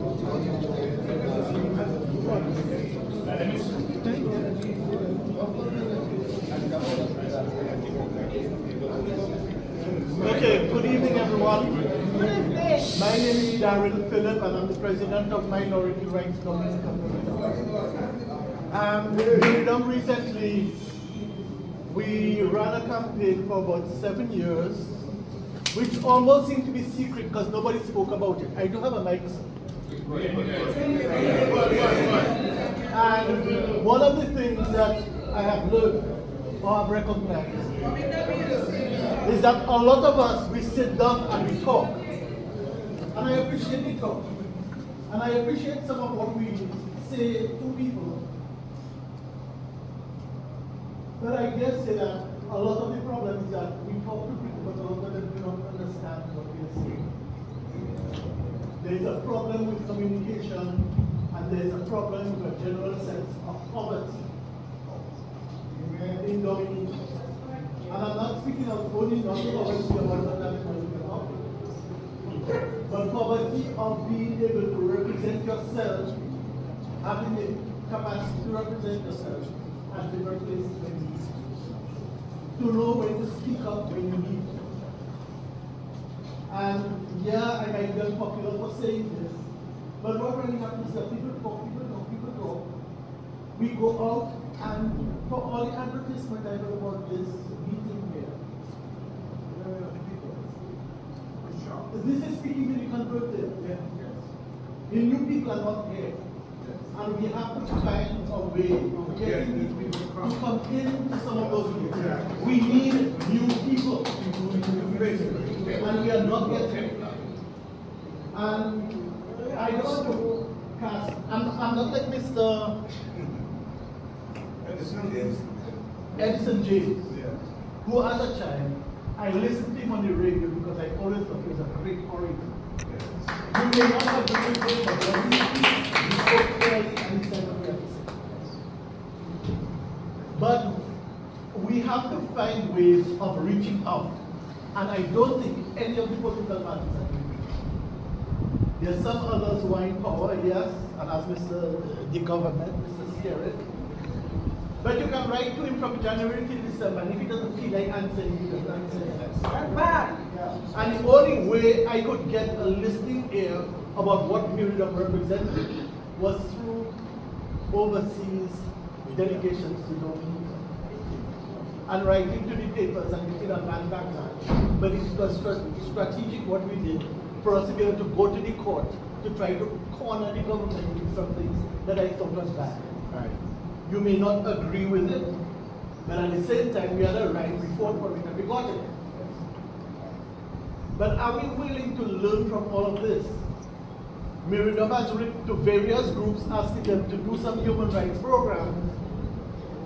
We complain about the government not responding, but yet some of the very people within this group and the organization have been responding to us, even if we send them about 3 letters, asking for us to do a program with them called Rights, Laws, Beliefs.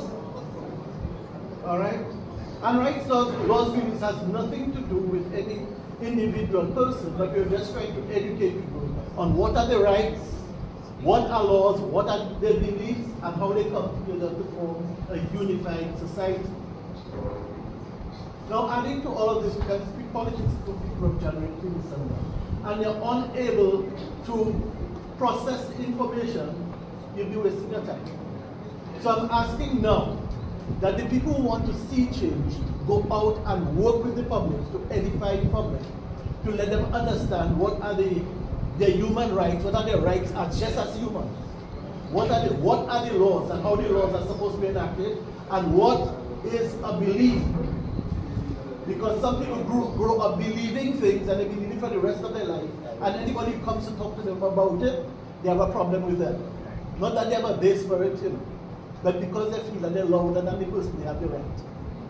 And we have to try to work with those things to change the mindsets of the people. So I'm hitting on all sides here that the matter that we are facing is not that there's not a good message coming out, but I get a feeling that people do not understand the message that they're putting out, and we need to do something to deal with it. Thank you.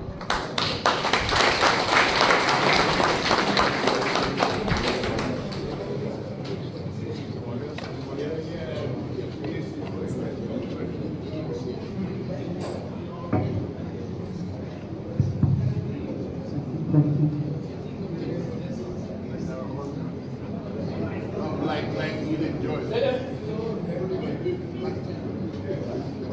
Blessings. Can I be heard clearly? Yes, yes, yes. Is that so? Yes.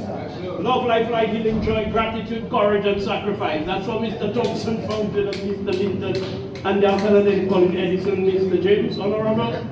Blessings to you all. A few things quickly. People must come to the realization. The brother Mr. Phillips said something there. I am saying, based on there is more than one way to skin a cat. We go on Q95, limited reach, nationally speaking.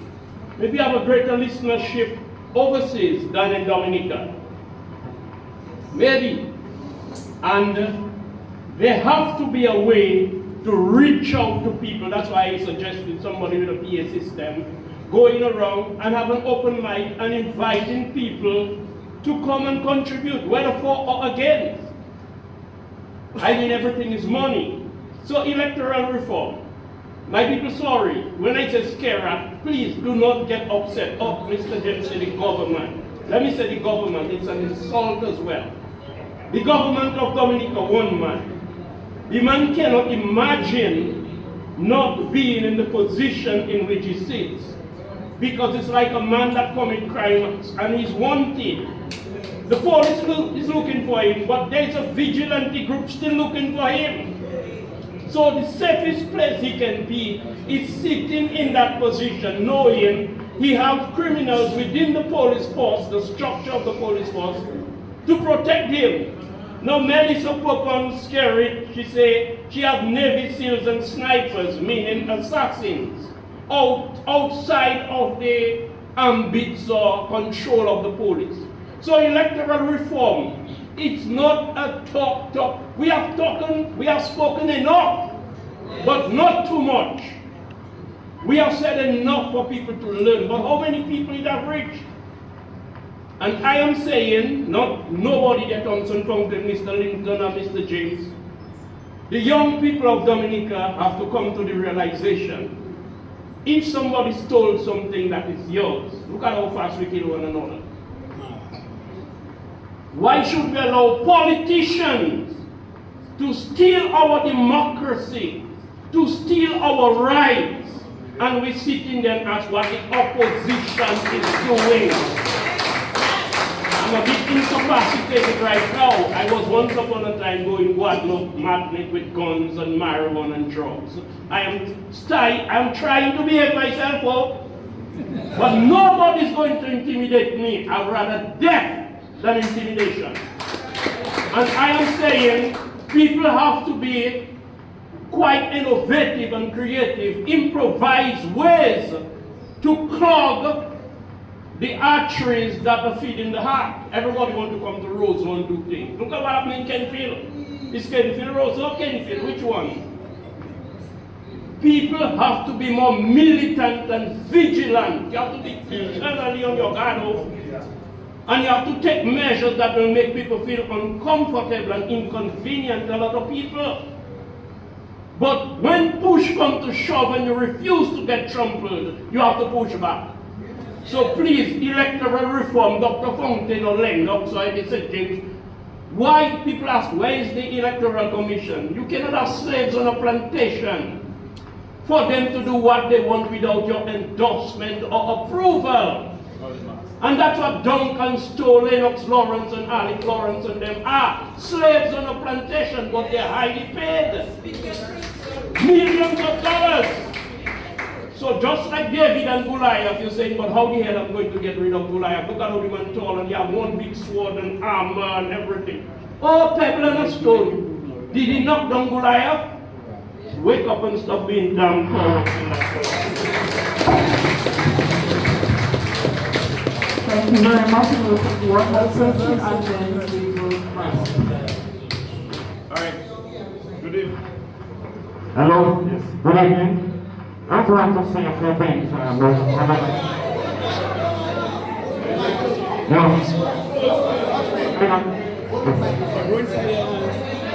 Yes. All right. Okay. Just wanted to add a few points. for discussion. We have been talking electoral reform since May 2005 after the stolen election. So that's 20 years this year. We're talking electoral reform. And I think it's too long. The message has been out there, and a lot of us, we are fed up, we are tired, we have been there back and forth, we have seen elections come and gone, and nothing being done. And one man is holding the country ransom. Just vice person again. And I think we as citizens, should change our language, our body language. We have to be more assertive, we have to be more firm, we have to be more radical, more militant, more vigilant. We are too timid and passive. We have tried from Mr. James right down to Earl Williams, Ron Green, Lennox Linton, Hector John, everybody has lead of the opposition or lead of the party, wrote to Scary, wrote to the government, wrote to the OECS, CARICOM, Commonwealth, everywhere. They know what happened in the country. Yes. What people are saying, what is the opposition doing? We have been doing. We continue to do. But what are you doing? By there's no I. If you look at it, Tim, there's no I in me. Or there's no if you look at our, if you look at we, team, there's no I. We have to change our language. Us. What are we doing? Not what they're doing. We have to change our language. Scary, don't understand or respect papers. You heard Mr. Phillips spoke earlier on. How many times they wrote to the government? How many response he got from the government? Nothing. But when we stand, when the truckers blocked the road recently, you have police on the road. The government responded in a way they maybe fool them. Yes. But they responded. May going to give us 10 years. May this year going to give 10 years. May 11, 2025 going to give 10 years. Since the South Rebels stood up against Roosevelt Square. What transpired? Everybody thought it was a source refined. We saw that coming a long time. This is our fight. This is our last push, our final push. And we cannot allow Roosevelt Square to go to Parliament with that set of legislation and all that. We have to prevent him from reaching Parliament. Because if he reaches the Parliament, he'll be able to surround himself with police officers and pass his law. We have to prevent that from happening. If he does not respect the people, he has to hear from the people. Thank you very much.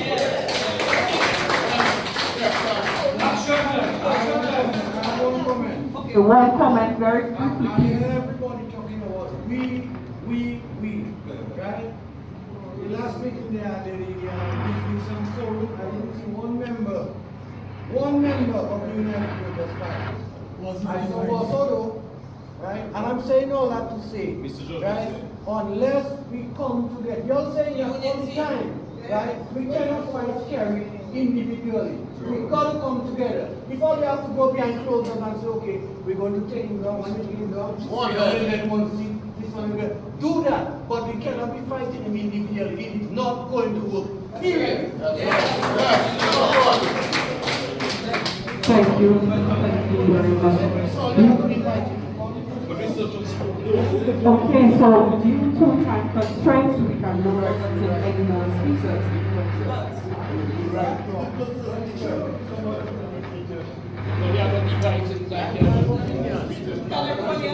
Yes.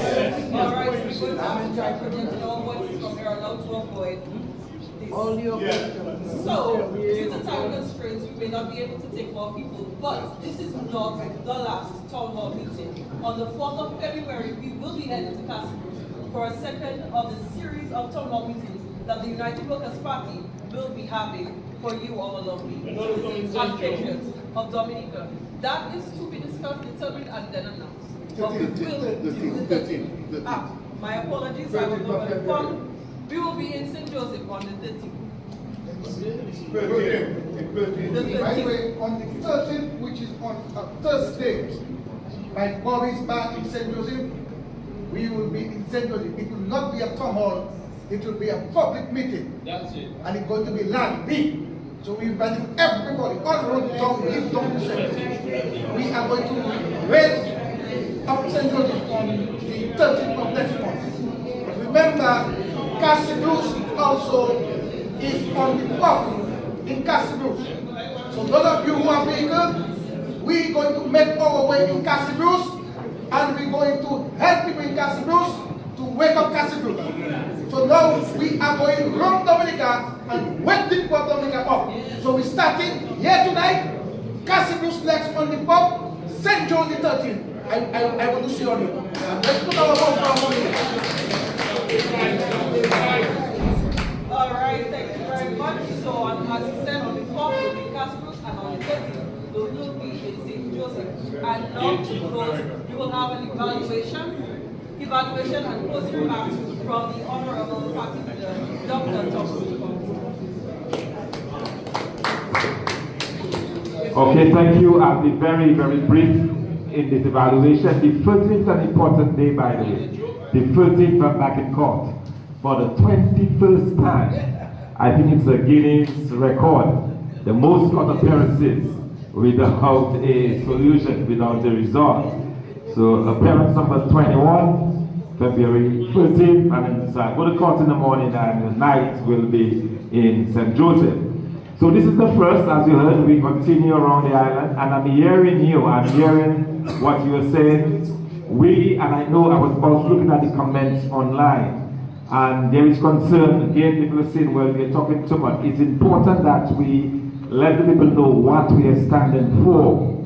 It's important.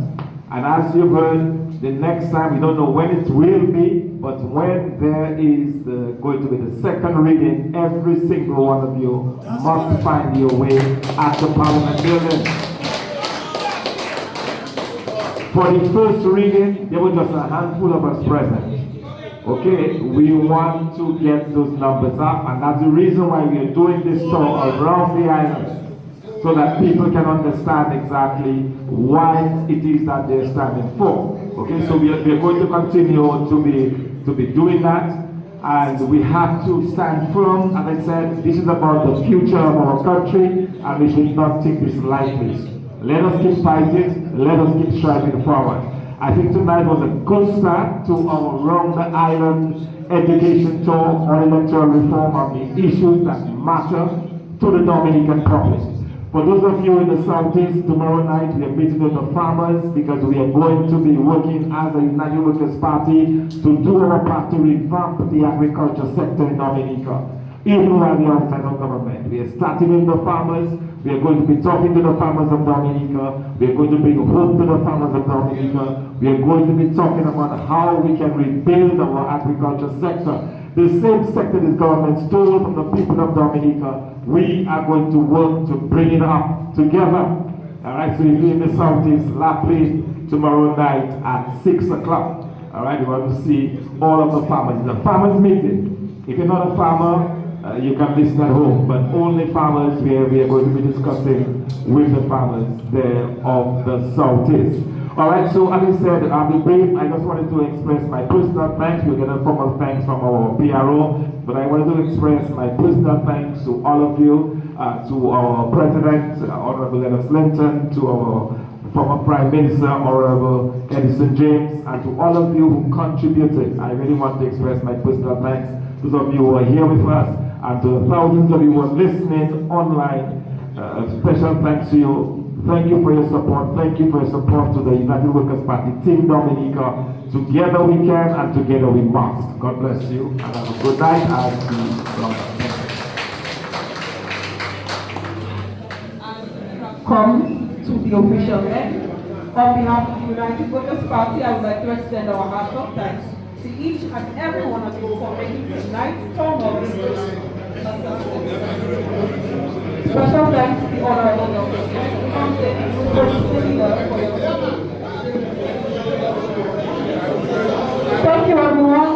Have a safe drive home.